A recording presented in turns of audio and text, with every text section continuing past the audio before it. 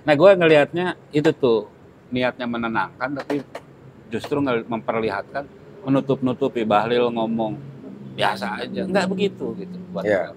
Nah, ini yang menarik, Le, menurut gua. Di sisi ini ya, yang lu bilang tadi itu. Yang juga itu diakui oleh hebatnya Prabowo tuh. Diakui oleh Prabowo, komunikasi pemerintah itu buruk. Le, ini lagi rame soal ini, dunia geger dengan Presiden Amerika Trump ya. Yang memang dikenal dari dulu pun kontroversial.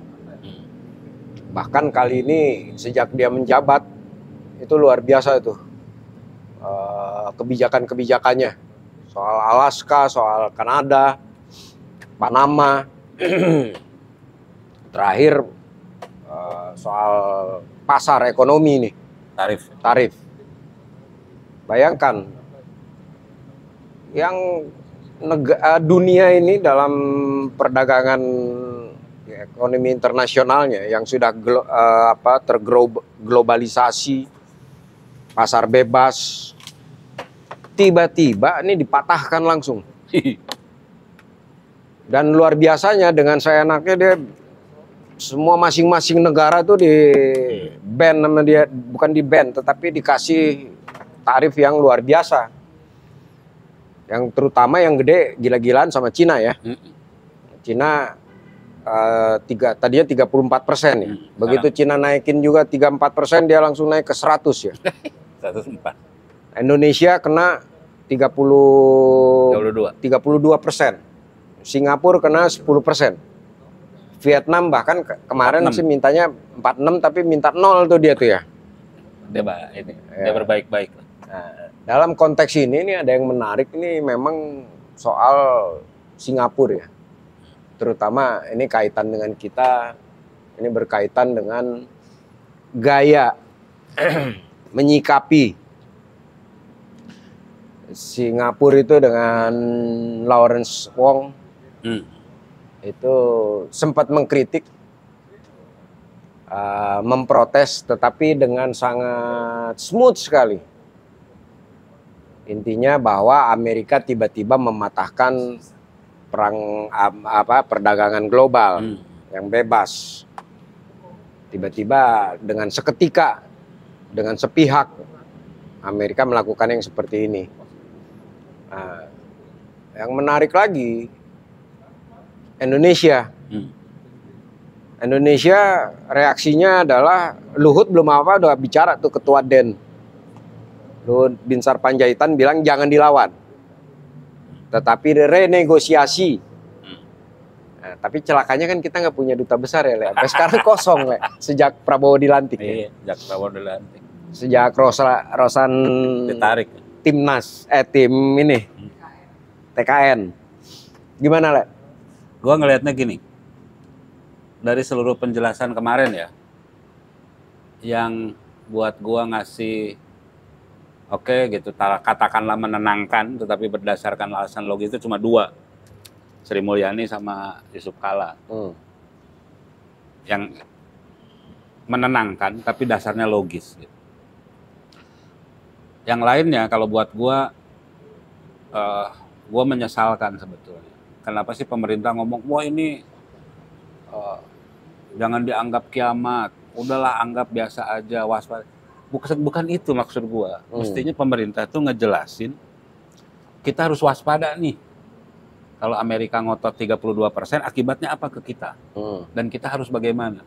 Jelasin secara tuntas, jangan ditutup-tutupi. Kalau menurut gua ya, di sisi lain, pemerintah juga harus clear. Oke, kita kirim Sri Mulyani, Menteri Luar Negeri, sama siapa bertiga tuh, untuk ketemu wakil dari Amerika untuk renegosiasi. Tetapi di dalam tuh harus dijelasin buat rakyat, 32% itu akibatnya apa. Ya. Yang kedua juga harus dijelaskan juga, perdagangan kita dengan Amerika itu berapa persen. Yang ketiga, misalnya ada strategi tertentu juga pendekatan pemerintah untuk mengalihkan. Jangan menjelaskan kalau buat gua presiden ngomong berdikari, nggak ada negara berdikari. Iya. Negara tertutup kayak Korea Utara aja tidak berdikari. Iya. Kalau berdikari di Kebayoran Lama, Le. Jalan berdikari. Jalan berdikari.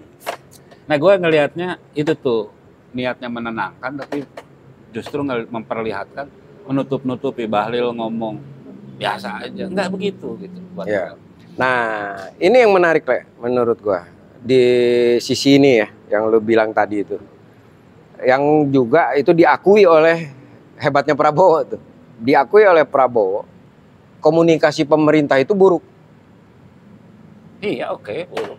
Jadi seperti lu bilang, harusnya itu juru bicaranya istana. Lu juru bicaranya ngejelasin apa? Bahwa kita hilirisasi akan begini, bahwa makanan bergizi gratis.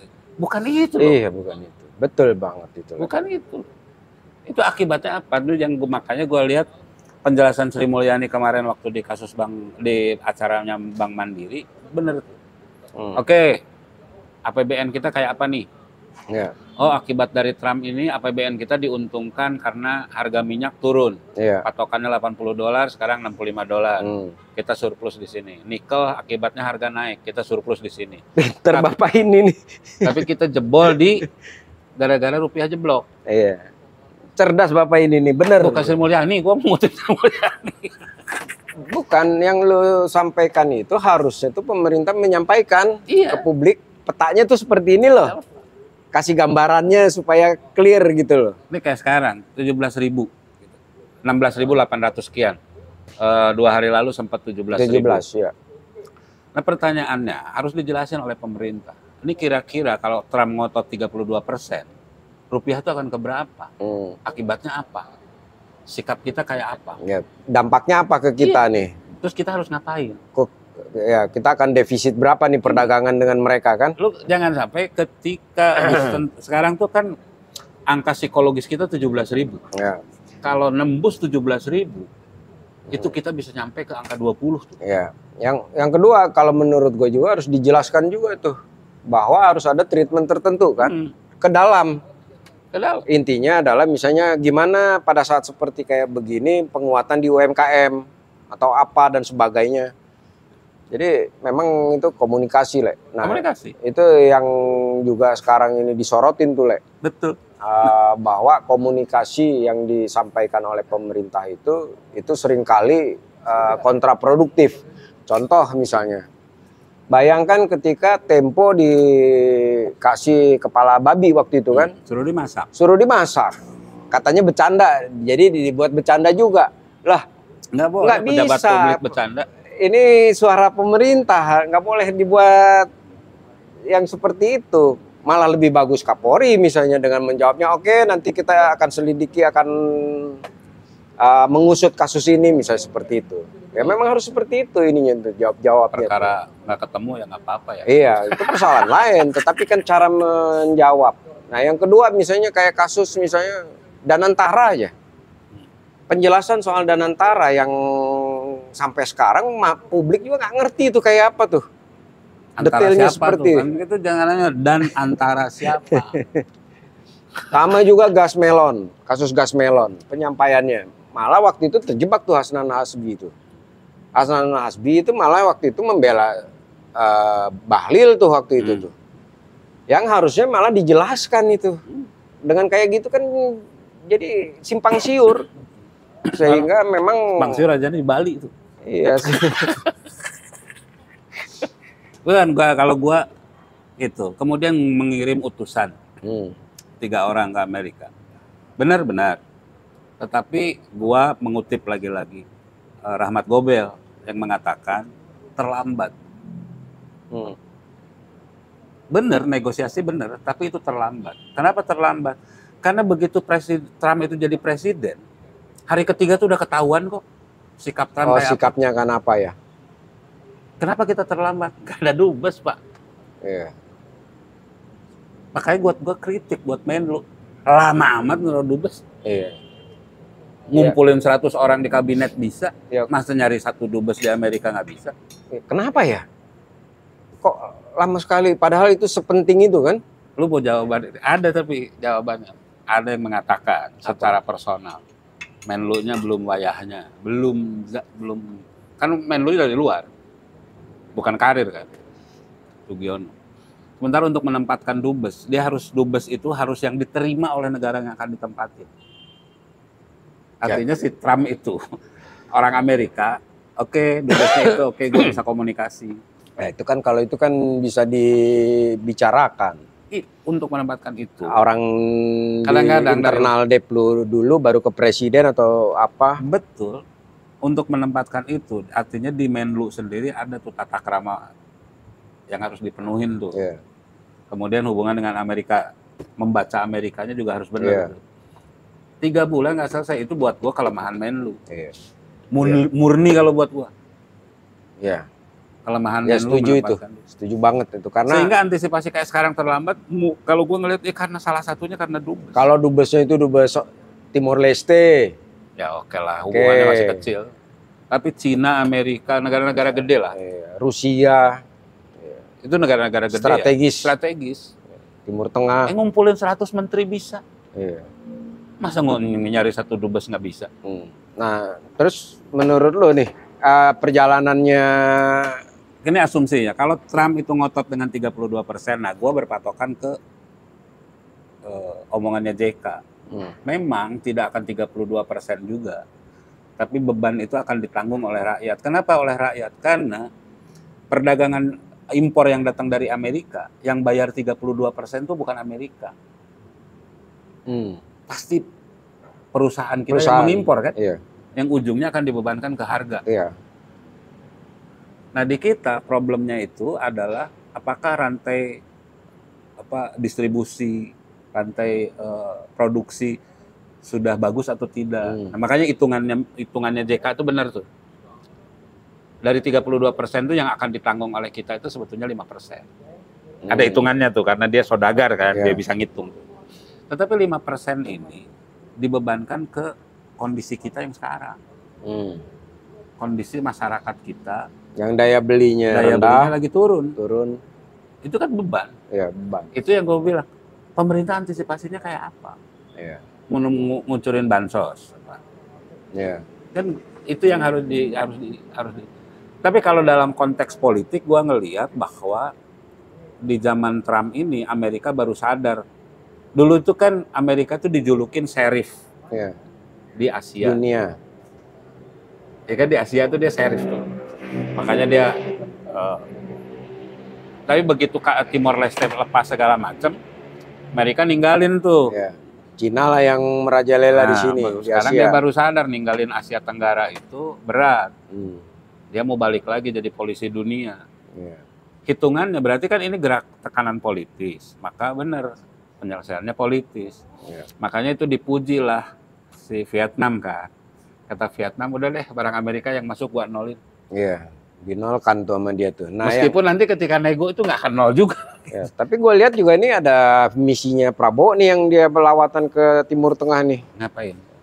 Kan sebenarnya betul evakuasi ke Indonesia. Ke Indonesia.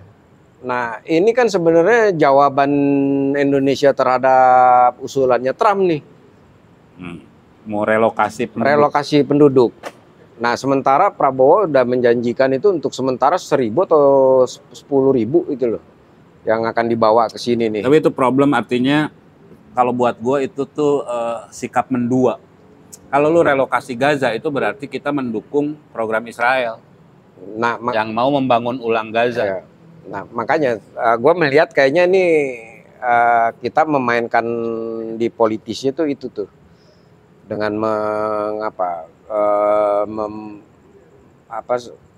membujuk Amerika lah untuk lebih lemah sama kita lah. Ya artinya kalau buat gua tekanan politik itu bisa diselesaikan lewat apa sih? Nego misalkan. Ya oke, gua buka deh investasi Amerika di sini. Sebetulnya kan kemarin kayak kasus Apple segala macam kan sesungguhnya itu juga menjadi bargain. Iya. Lu buka lagi apa sih? Kita butuh apa? Soal baterai Tesla segala macam. Jadi kalau buat gua negosiasinya negosiasi politis. Ya, menurut gua juga yang paling nggak mungkin juga Amerika. Amerika mau ngantem gitu. Ya, yang kedua kan ini Indonesia kan. Indonesia kan sangat strategis di Asia Tenggara ini kan. Oh Yang iya. ketiga, kita juga sebagai market yang besar juga tuh. Yang gua ngeri itu apa? Tapi ngerinya tuh Amerika tiba-tiba minta pangkalan militer. Wah, kalau itu sih kayaknya enggak, dia kan udah taruh di Darwin kan di Australia itu. Iya, tapi kan dia ngincernya Bintan dulu. Iya, karena kaitan ada rempang kan, Ya, gua kaitan sama yang Laut paling- Cina Selatan. Nah itu dia. Gua minta. Tahu lah guys. Nanti kita lihat aja nih kayak apa nih. Tapi kondisi kayak sekarang membuat, kalau buat gua ya, membuat dunia usaha di Indonesia menunggu nih. Ya, dan intinya adalah PHK jalan. memang ekonomi kita ini harus hati-hati menanganinya nih. Salah sedikit Pak, dalam PHK, kebijakan mengerikan nih, Pak. PHK Pak, gua mah. yang Makanya jelas kemarin- di depan mata ya. Depan mata. Makanya kemarin jarang yang itu menurun kan mudik. Mudik menurun, daya beli turun, Deflasi. deflasi udah 2 bulan berturut-turut. Nggak tahu nih bulan ini nih. Kemarin sih gua belum ketua angkanya, tapi Sri Mulyani mengatakan inflasi terkendali. Nah? Oh ya, 104 triliun ya. Jadi kalau kayak pemerintah ngomong deflasi itu pasti ngomongnya positif. Wah, berarti tidak konsumtif. Ya kan? Iya. Kalau inflasi tinggi, pemerintah pasti ngomong bagus, kita ekonomi berkembang, investasi jalan. Padahal kalau secara rumus ekonomi, deflasi itu jauh lebih bahaya daripada inflasi. Karena kalau deflasi itu artinya Kekuatannya nggak ada. kekuatan nggak ada. Yang kedua, perusahaan pasti rugi. Ya. Berarti kredit macet akan tumbuh. Ya. BPR aja banyak yang tutup nih. Tapi itu dia. Begitu itu ada PHK di situ dan segala macam. Rentetannya panjang. Ya berarti kita juga duit kita hati-hati tuh untuk berinvestasi atau Gua apapun. nggak kalau itu. Kenapa? Nggak ada duit. Gua nggak hati-hati kok. Sama Le. Gua nggak hati-hati kok. Nggak ada duit.